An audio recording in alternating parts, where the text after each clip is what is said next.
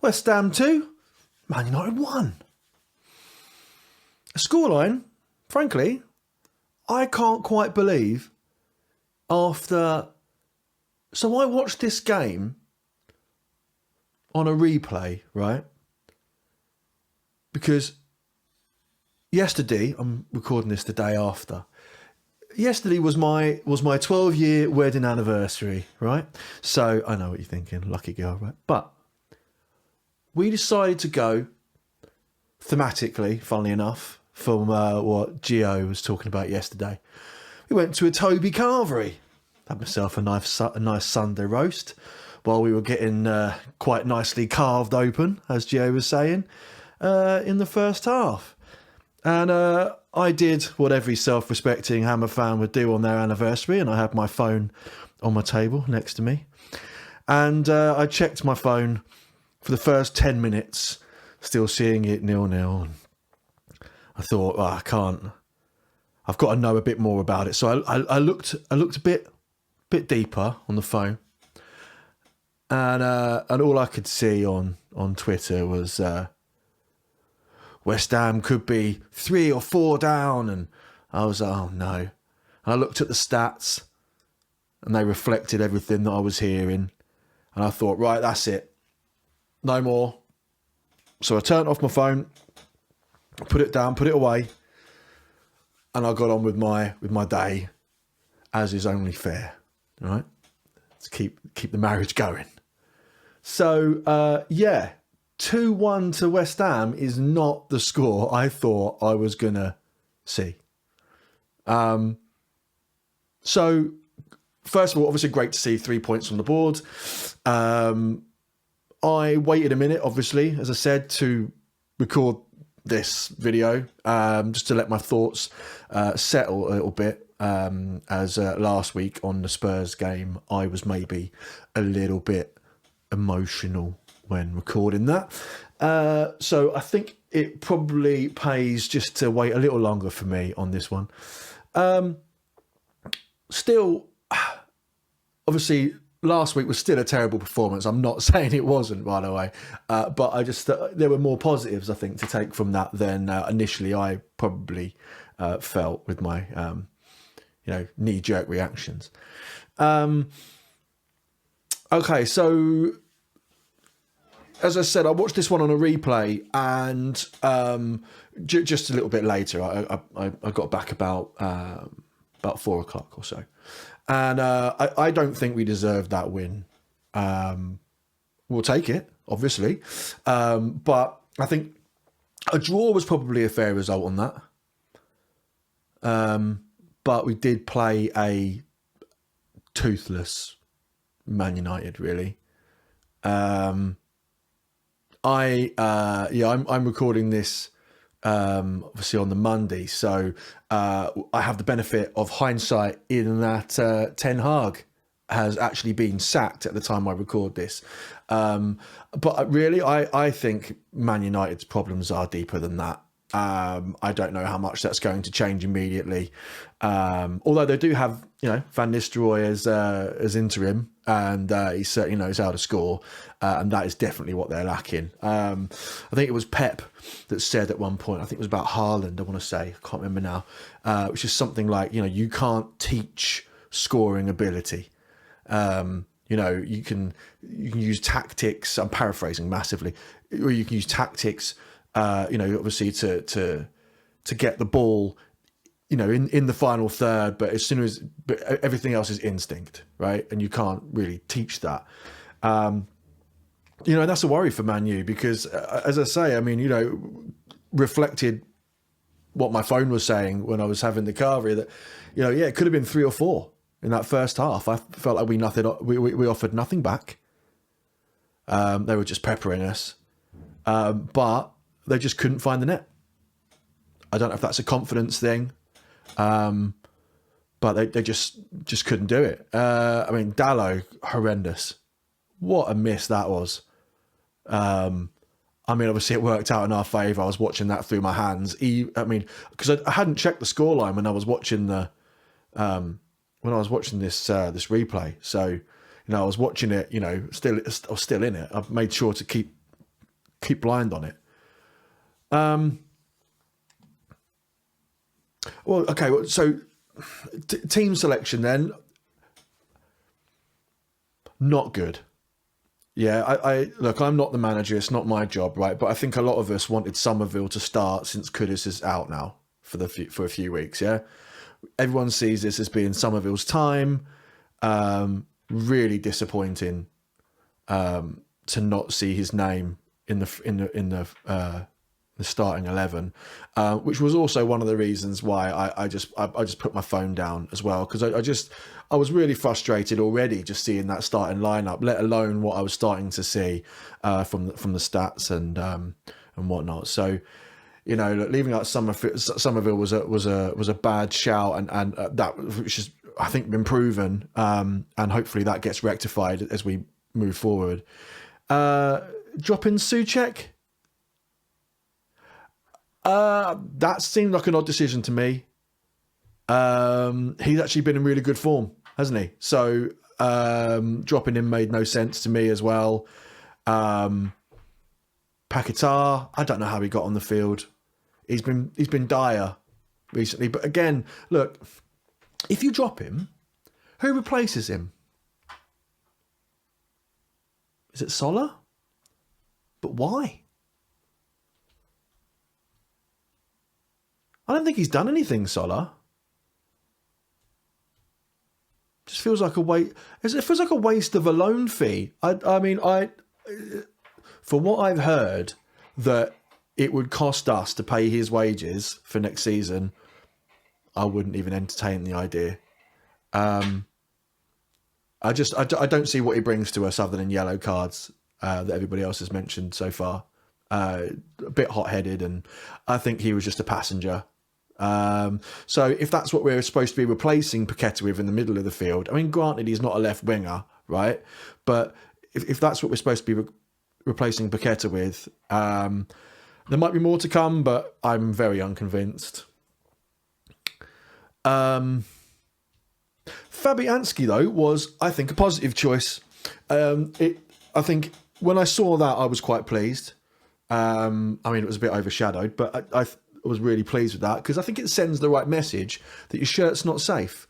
And Areola had a really bad game last week, and I think that, you know, you shouldn't be able to just get away with that, especially when we got two high-quality goalkeepers like we do. You know, if you play like that, you should be dropped, and, you know, it sends the right message, as I say. I thought he had a really good, solid performance, Fabianski. I think it was commanding his area well, which is obviously an area that, you know, it's been mentioned quite a lot of times that, you know, Areola lacks. You know, just that little bit of uncertainty, you know, when we got corners and whatnot coming through. You know, a bit of dominance in the box really goes a long way. You know, other than that Dallo, you know, mistake, I thought he had a, you know, really, really solid performance. So I think, you know, I think Areola's position's under threat there. Wan-Bissaka, I'm conflicted on this one because he had a really, really good game overall. But again, I'm concerned about his positioning. Now, I don't know if this is a tactical thing where he's obviously going, you know, pushing up quite high, and, you know, don't get me wrong, he's doing well on the dribble at the moment. He's beating a few players, which is quite nice, and getting us up there.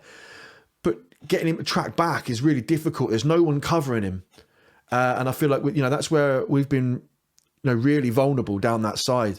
You know, when we're getting caught in transition like that.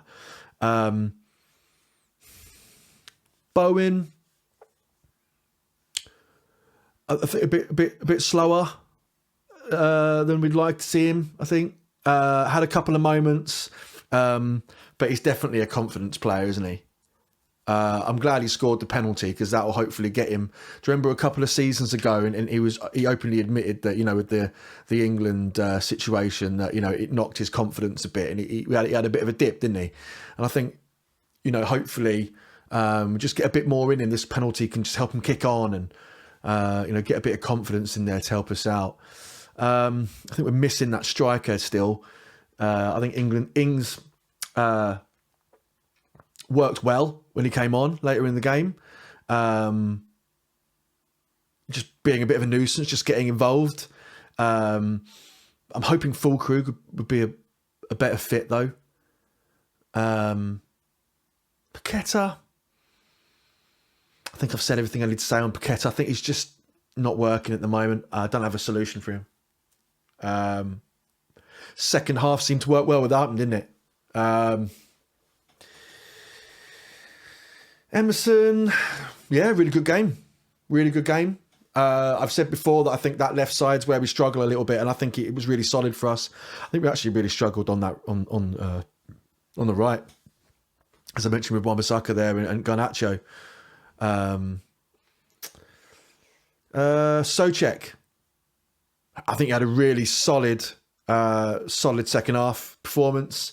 I think he really calmed us down. I think Gio was right with his little controversial opinion there, but I think you're bang on, mate. Yeah, I mean, look, there's no disguising that the first half was absolutely terrible, right? Mainly contributed to the personnel. Again, Lopetegui made 3 changes at half time to fix his previous mistake. Which, look, you got to applaud him for at least not just sitting on it and actually making that change. Like, don't be too stubborn, So you got to applaud him for that. But I prefer if you don't make the mistakes to begin with. Totally different team second half with that personnel change. Summerville came on, looked great. It looked like exactly what we were missing. I don't feel like we missed Kudus today. I might be wrong on that, but I mean, I've not seen that he's been in great form anyway. I think he's had his confidence knocked quite a lot. Hopefully, he can come back firing after his little break. Great to see Summerville's first goal for West Ham. Again, lovely bit of confidence for him, get him kicking on. Hopefully get some starts now, hopefully. Shame to concede that equaliser so soon as well. But you know what, right? I think we only had 10 men at that time because Alvarez was off getting treatment. I think that had a big impact. Because Xerxes getting up and then, yeah. I mean, I think it had a massive impact just not having Alvarez's presence in that box at the time. So, not the end of the world, but I mean, it's just such a shame to lose momentum like that. And so quick as well. I've mentioned it before. The penalty, a bit soft, wasn't it? If that was against us, we'd have been absolutely fuming on that, wouldn't we? I'd have been absolutely fuming. But as the letter of the law goes, it was a penalty. So you win some, you lose some. We've definitely lost some. So being on the other side's not the end of the world. But, I mean, they did say at the beginning of the season that they would be trusting the referee's on-field decision more. I feel like they did for the first few games. I feel like that's gone out the window now. Because that wasn't trusting his on-field position, was it? Like, he didn't blow up for that, and I don't blame him because it was a bit soft. There was a coming together of what, 3 or 4 people at that point, and yeah. Look, I can't grumble too much. We came off on the right side of it. So, as I say, you win some, you lose some, right? Yeah, the end of the game. I mean, look, it's the longest injury time, I reckon, since the Conference League final. That was tense. It's because we knew we were running away with it, that we were like, we just stolen this one. And look, as I say, we need the points desperately at the moment. We've had a tough run in the games. The Premier League is a tough league regardless, right? They say there's no easy games, you're right, but there are easier games. And, I think we've played a good few tougher games, and we need to start kicking on, picking up some points. Nottingham Forest have started well, but I don't think they've had that tough of a run. You know, I think they're getting a lot of credit. But if you look back at their fixtures, I don't think they've been that. They've not been like what we've had. Not to discredit them, you know, because they're still doing well. But that's a massive game, a real chance to pick up points, and I think we should. So, Ten Hag wins the sack race. Let's hope Lopetegui can sort the old lineup out. Start picking up some more points, as we desperately need them.